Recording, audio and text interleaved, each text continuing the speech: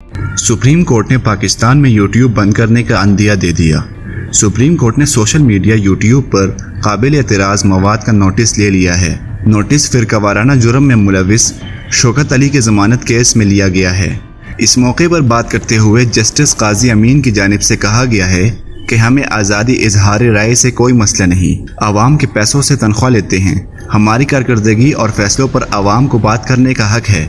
निजी ज़िंदगी का हक हमें आइन देता है। इस मौके पर अदालत की जानिब से इस्तिफसार किया गया है कि क्या FIA और PTA ने देखा यूट्यूब पर क्या हो रहा है। जस्टिस काजी अमीन की जानिब से मज़ीद कहा गया है कि यूट्यूब सोशल मीडिया पर हमारे ख़ानदानों को बख्शा नहीं जाता।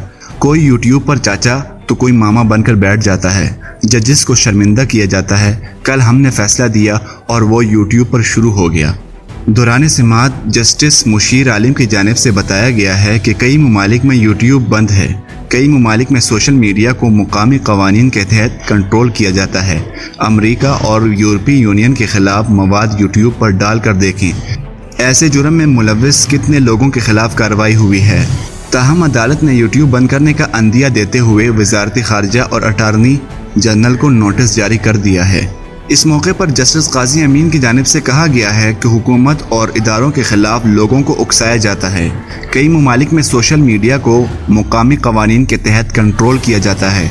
ख्याल रहे इससे कबल भी पाकिस्तान में यूट्यूब पर पाबंदी लग चुकी है, जिसके बाद एक लंबे अरसे तक पाकिस्तानी अवाम यूट्यूब को इस्तेमाल करने से महरूम हो गई थी। लेकिन बाद अज़ा इस पाबंदी को ख़त्म कर दिया गया था। लेकिन अब एक मरतबा फिर सुप्रीम कोर्ट की जानिब से यूट्यूब बंद करने का अंदिया दे दिया गया है।